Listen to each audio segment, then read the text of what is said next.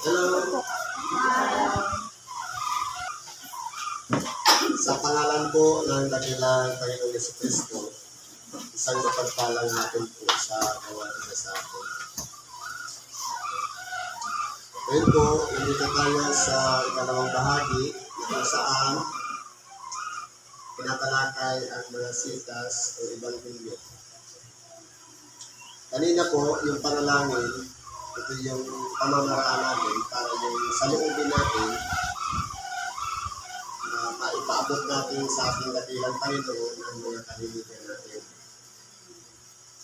At sa Ebanghelyo naman, ang Diyos naman ay magsasalita sa pamamagitan ng mga tagapagpahayag para naiugnay po sa ating pagkabuhay kung ano po ang mga dapat nating mga bagay-bagay na kalooban ng Diyos na dapat natin sundan sa ating pag-araw-araw na pamumuhay. Marami po tinalakay na yung mga sitas, pero atin pong babasahin muli para bigyan ng buhay ang bawat mensahe sa bawat sitas. Ang una po, ayon sa Ebanghelyo ni Apostol Mateo, sa Kapitulo 5, versikulo 38 hanggang 48. Ang sabi po ay ganito: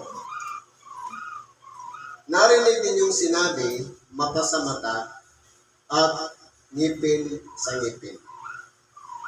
Dito po, sa isang verse, kung tatanungin po natin, bakit po sinabi ng ating dakilang Panginoon, mata sa mata at ngipin sa ngipin? Kung babasahin po natin sa Exodo 21, halimbawa, kapag ang alilang lalaki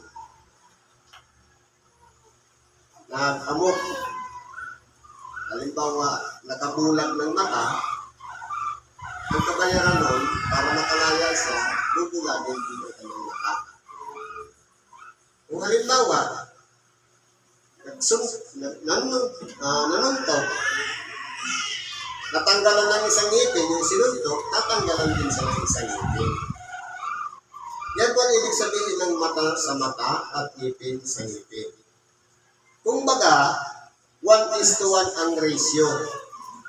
Kung ano yung nawala doon sa isang tao dahil lamang sa pagbababag o pag-aamok, ang magiging kabayaran sarili din sangkap ng kanyang katawan. Para matubos niya, acquitted na siya. Pero anong sabi ng ating dakilang Panginoon?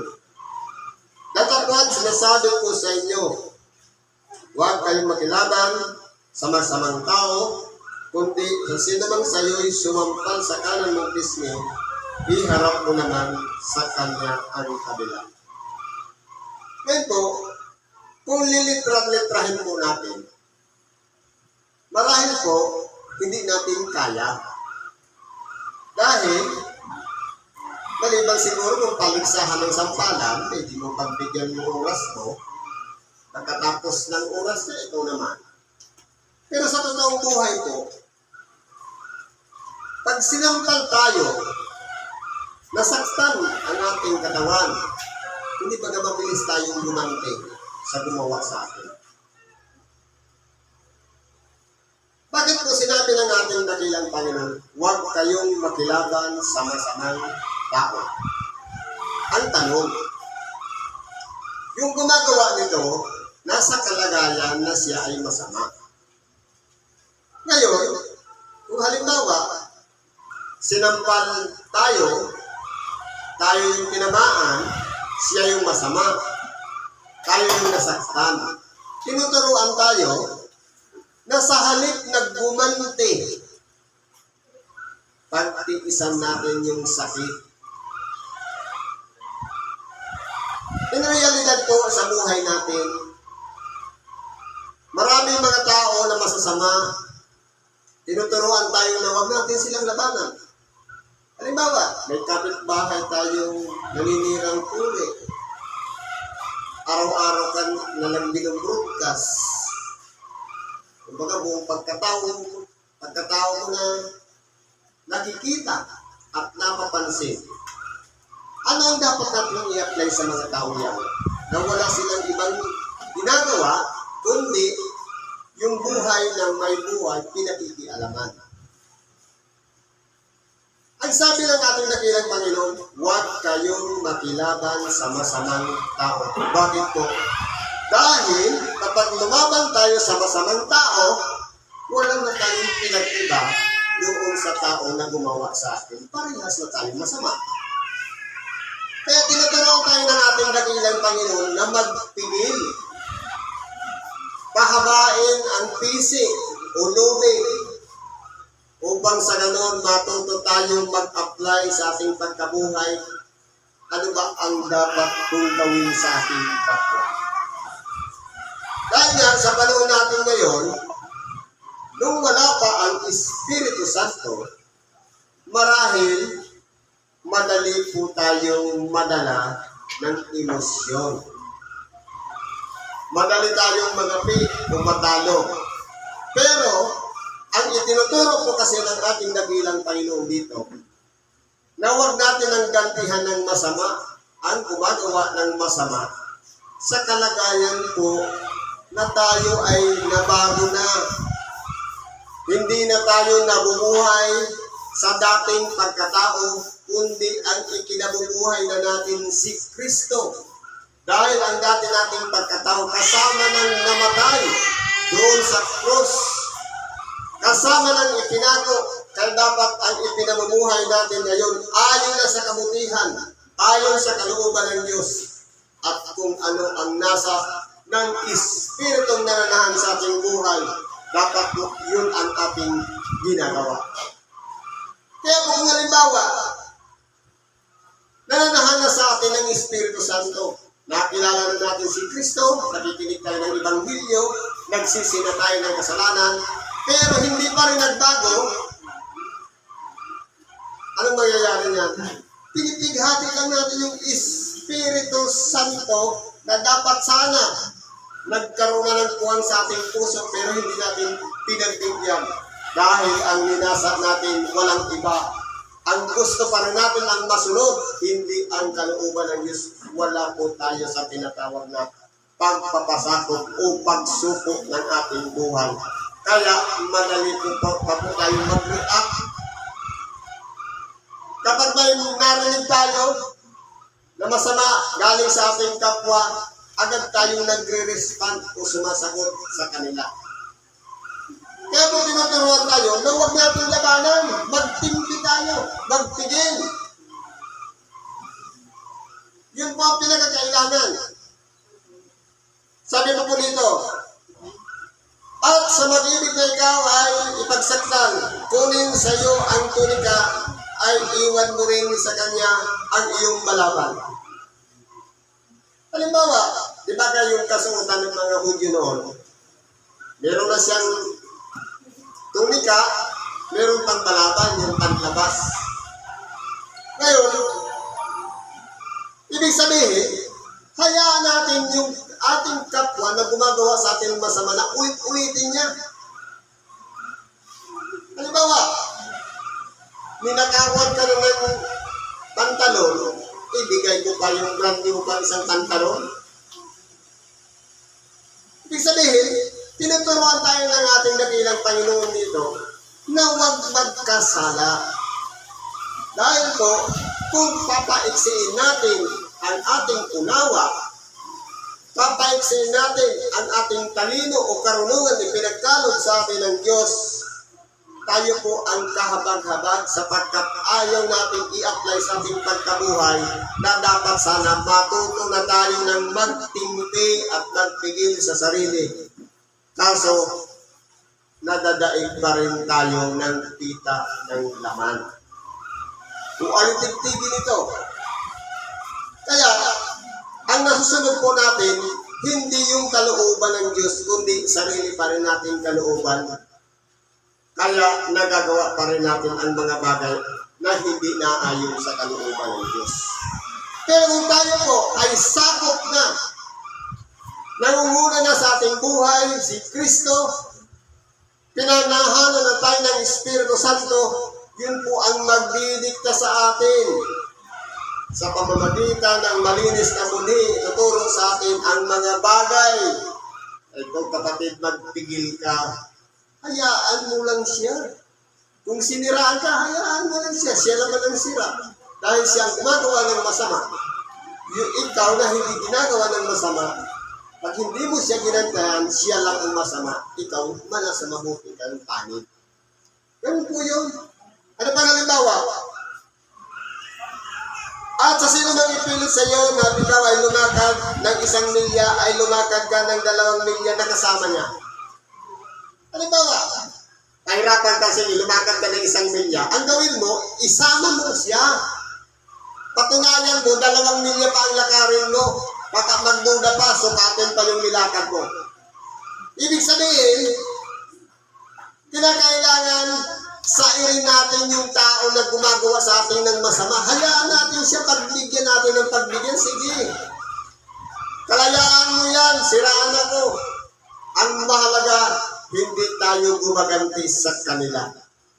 Dahil po, kung tayo po, nakakaunawa na ng mga bagay na mabuti at nakakaalam na ng masama at saka mabuti, alam na natin, gusto natin mapabuti ang ating buhay, pero hindi natin nagagawa, masama pa rin ang ating ginagawa. Kaya po, tinuturuan tayo dito ng ating dakilang Panginoon, mag-adjust. Tinuturuan tayo in advance, matuto na tayo sa ating sarili na mag-control. Sapagkat yan po ang pinaka-numero unong kalaban natin sa ating sarili, ang sarili nating pagkatao. Pag nakarinig, response agad, madaling masaktan. Pero sa ating dakilang Panginoon, in-apply niya po yan sa kanyang sarili. Marami sa kanya ang sumampal, nagtadya, hinuraan siya, nilapastangan, at kung ano-ano pang ginawa sa kanya ng mga tao na kapaligid sa kanya. Ang sabi pala sa kanya, hulaan mo kung sinong sumampal sa'yo. Pero lahat ng yan, isa lang ang sinabi ng ating dakilang Panginoon. Kahit na yung kasuotan niya, pinagsapalaran at pinagpalagunutan pa, patawarin mo sila sapagkat hindi nila nalalaman ang kanilang ginagawa. Isang halimbawa na ginawa ng ating dakilang Panginoon na dapat din natin gawin. Yung mga taong gumagawa sa atin ng masama, ipanalangin din natin silang marahil sarado ang kanilang pag-iisip. Hindi nila naunawaan ang kanila palang ginagawa ay hindi nila alam. Kaya kung titingnan po natin, halimbawa, meron tayong kapitbahay na kapagmura. Kumbaga sa init ng ulo, nakapagsalita siya ng mura. Ngayon, tayo nakarinig, nag-response tayo ng mura. Paano kung pagpasok niya sa loob ng bahay, hindi na siya sa'yo humingi ng sorry, pero nanalangin sa sama. Diyos ko, sana patawarin mo ako dahil namura ko yung kapitbahay ko. Hindi ba nga naglinis siya ng kanyang kalooban? Paano yung minura niya na nakarinig hindi pa nakapag-adjust? Paano kung dumating ng ating dakilang Panginoon? Yung nagmura, naghingi na ng sorry, hindi nga lang siya nakahingi ng tawa doon sa kanyang minura, kasi galit sa kanya. Pero, naglinis din siya ng kanyang kalooban. Pero yung minura niya, hindi pa rin nakamove on, hindi pa rin nakapag-adjust. Kaya nangyari yan, napahamak yung minura. Kaya kung hindi tayo tinuturuan dito ng ating dakilang Panginoon na matuto mag-adjust ng ating pagkatao, magiging useless po kahit araw-araw tayong lumuhod, manalangin at makinig ng Ebanghelyo kung ang attitude natin o ugali, hindi natin pinagbago, useless po ang mga pagsasakripisyo natin na pagsasa Diyos. Kahit pa tayo'y manalangin ng alas 9, alas 12, alas 3, at may panuhod-luhod pa, balikan kahit magkasugat-sugat ng tuhod natin, kung hindi po nakikita sa ating pagkatao ang kalinisan ng puso, useless po ang mga pagpapagod na yan. Kaya kinakailangan ko, dito pa lang sa aralin na ito, pagamat ito ay ibanghilyo, itinuturo na sa atin na matuto tayong mag-adjust para sa ating kapwa. Yun po yung pinaka-importante, yung pakikitungo natin sa ating kapwa. At yung respond natin doon sa mga pinagagawa nila sa atin. Dito po, tinuturo tayo dito mag-mature ang ating pag-iisip. Ano pang sabi? Bigyan mo ang sa iyo'y humihingi at huwag mong talikdan ang sa iyo'y nangungutang. Ngayon kung titingnan po natin dito sa sitas na ito, minsan po may humihingi sa atin, lalong-lalo na titingnan muna natin yung kalagayan ng humihingi sa atin. Halimbawa, namamalimos, nakabukas ang palad. Hindi magkakakamay sa advance yung ating pag-iisip. Ibibili lang naman niya ng sigarilyo. E paano kung nakita mo sa kahapon ng sigarilyo nga, hindi mo naman alam na yun pala hindi naman galing sa limos. Ang nangyari po doon, nagpukom na tayo sa kanya. Sabi, bigyan mo ang sa'yo humihingi. Kumbaga, meron tayong hawak, may extra tayong salapi na hindi natin kailangan. Tapos may nakabukas palad. Sabi, bigyan mo ang sa'yo'y humihingi.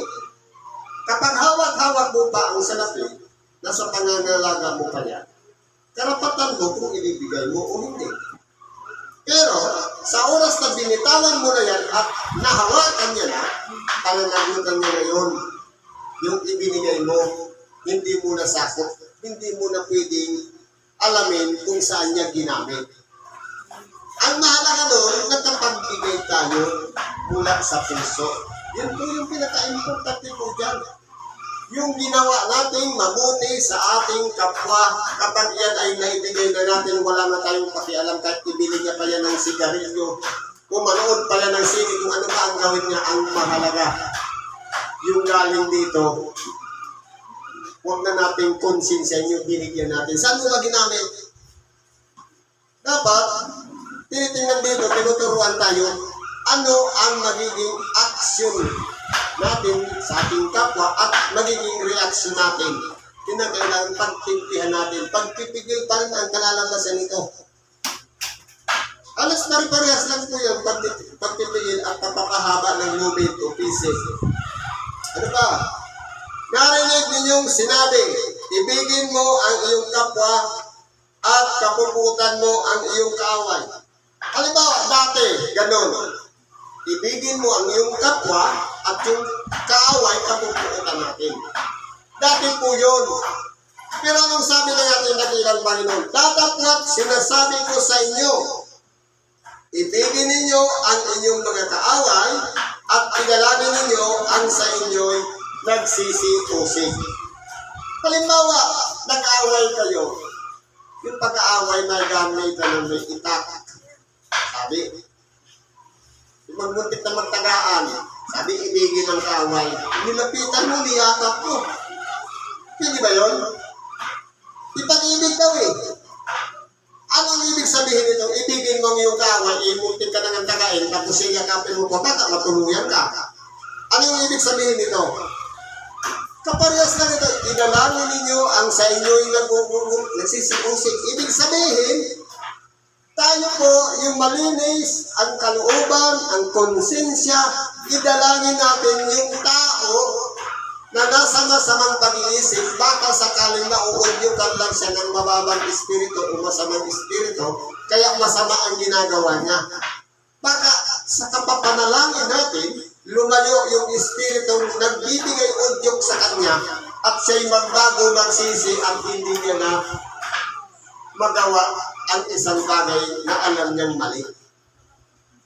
Kumbaga, ang tao mo kasi, hindi ba meron tayong espiritu?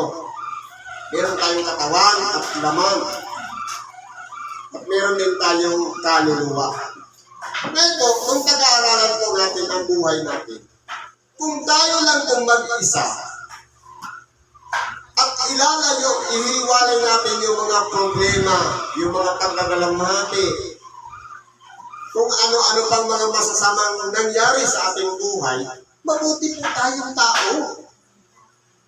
Larawan tayo ng Diyos. Binigyan tayo ng karunungan at kaalaman upang manalas natin. Lamang meron tayong kalayaan mamili. May choice tayo. Pwedeng good or bad. Alin ba ang nananaig sa ating buhay? Yung mabuti o yung masama? Pagka minsan, udyok pa ng kapitbahay natin, sige na, tuluyan mo na yan, ibarangay mo na yan. Tayo po, kung may sarili tayong karunungan, titingnan natin kung ano yung kalalabasan. Kung halimbawa ibarangay po ito, ano kaya mangyayari sa akin? Kahihiyan ko rin yun. Pero kung palalawakin natin ang ating pag-iisip, pwede naman niyang daanin sa usapan, sa mabuting ugnayan, at higit sa lahat, kung kasama natin ang Diyos, hindi po tayo maliligaw ng landas. Marahil mapipili natin yung mga bagay na mabubuti. Sapagkat maaari pa natin ipanalangin yung tao na gumagawa sa atin ng masama. Ganyan po yan.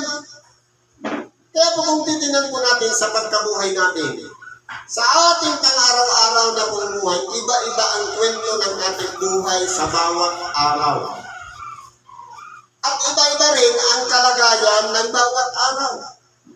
Pero kung tayo po'y nahubog na ng salita ng Diyos, malawak ng ating pag-unawa, matututo po tayo mag-adjust ng ating sarili. Kumbaga, nauna nang sinabi ng ating dakilang Panginoon, ang magpigil at magkontrol ng sarili bago pa natin o bago pa nangyari sa ating buhay ang mga sitwasyon na iba-iba. Kaya kung pag-aaralan po natin ang mensahe ngayon, dito itinuturo ng ating dakilang Panginoon yung panig niya. Kaya kung halimbawa, yung kalaban natin o gumagawa sa atin na isang masamang tao ay nasa panig ng kasamaan, dapat naman dumami naman yung kapanig ng ating dakilang Panginoon na kahit siya man, hindi siya gumanti, hindi siya gumawa ng kasamaan sa kapwa, kundi idinalangin niya pa ang magiging kalagayan ng mga taong gumagawa sa kanya sapagkat hindi nila alam ang kanilang ginagawa. Dapat po, yung example na yon, yan po ang tularan natin at gawin natin at hindi dapat tayo makarating sa paggaganti. Sabi ng ating dakilang Panginoon, akin ang paggaganti, ako ang gaganti. Kaya kung halimbawa, tinutuya tayo, nililibat na tayo, ipanalangin na lang natin siya, Diyos na po ang bahala sa kanya.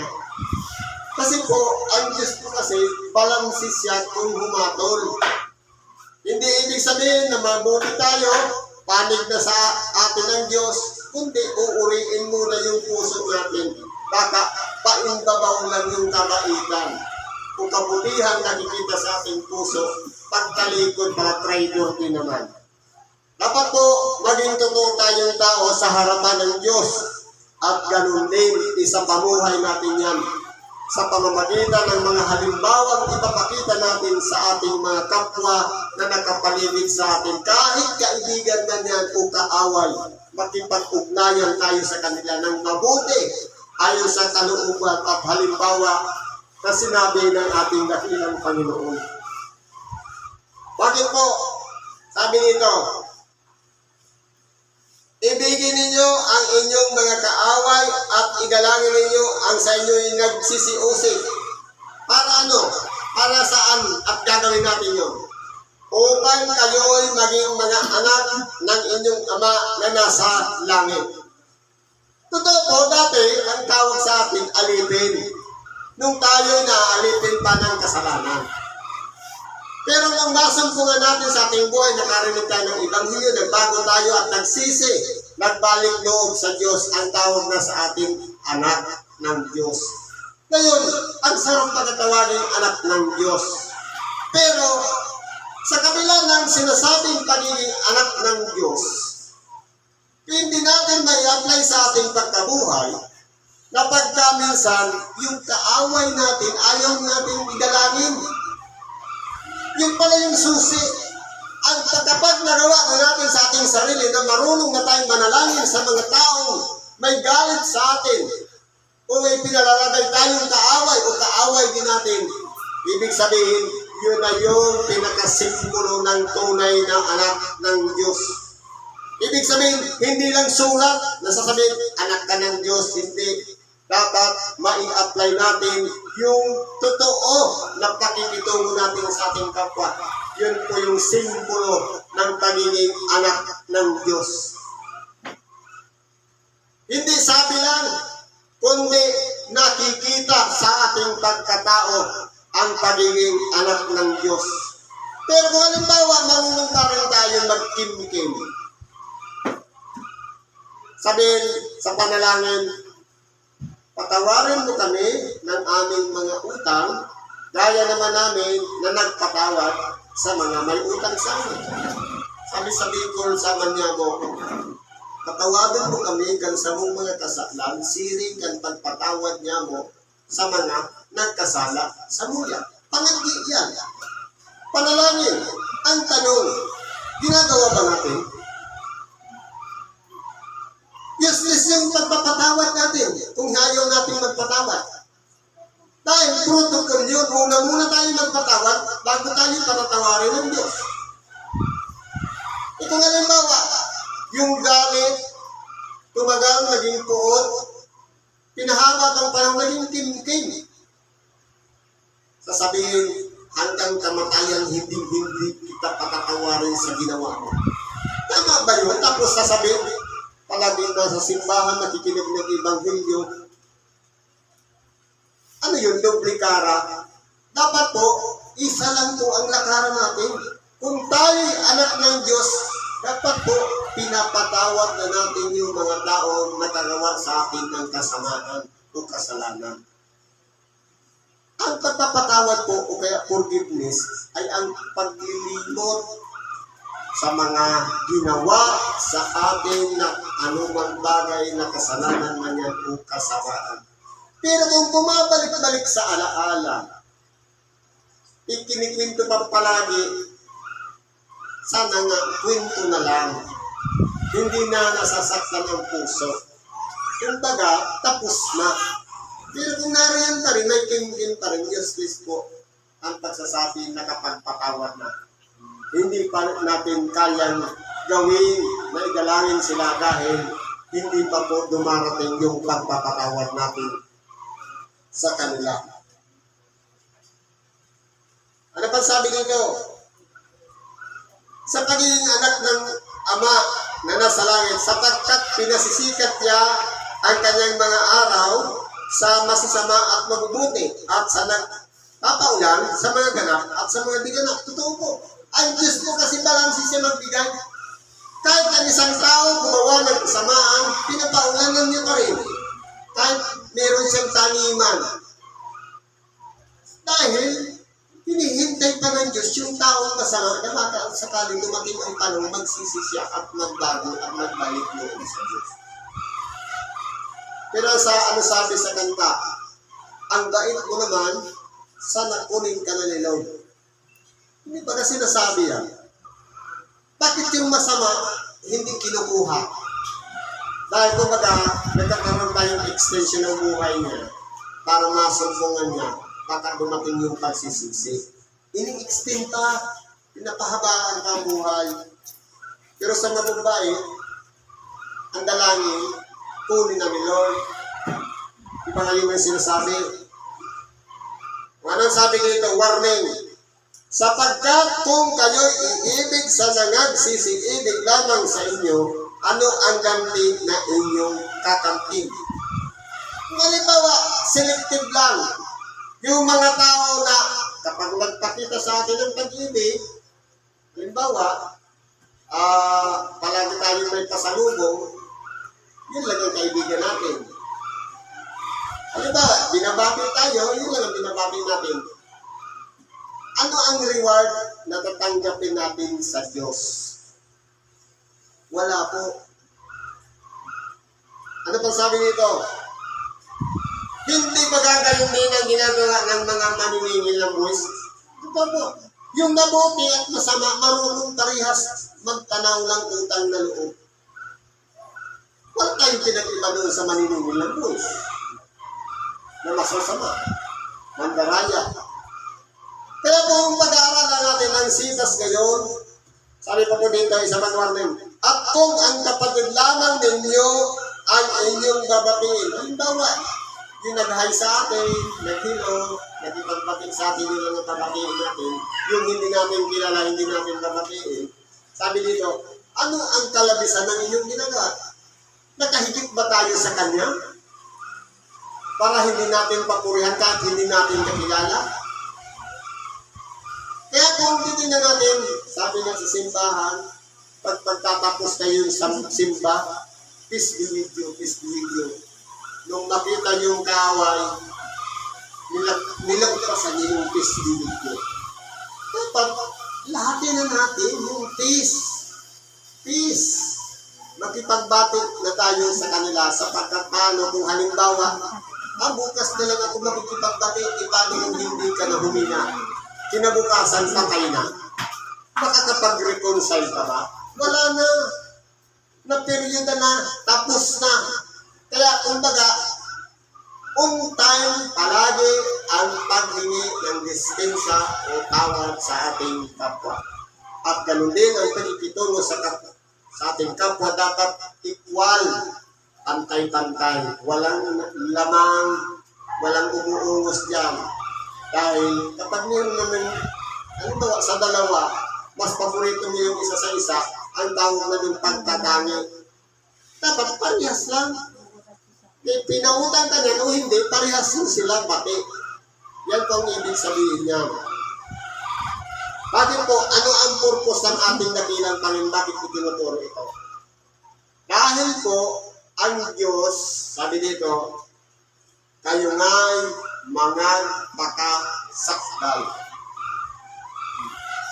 Naging perfect. Sa totoo lang, madali pong baguhin ang ating buhay. Pero, nahihirapan tayong mag-adjust. Pero kung sakali na nabago natin ang ating buhay, gawin natin practice yan araw-araw. Sabi nga, practice makes perfect.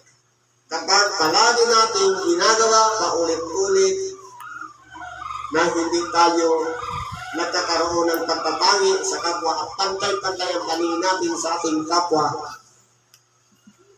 para maging sakdal tayo, araw-arawin natin sangayin ang ating sarili. Pag naging habit na natin yan, mapiperfect natin ang ating buhay. Yan po ang panghuling mensahe. Tayo nga'y mga pakasakdal na gaya ng inyong ama sa kalangitan na sakdal. Kaya kung ang Diyos po sakdal, hindi siya nagkakamali, dapat po papunta rin tayo doon na hindi na magkamali.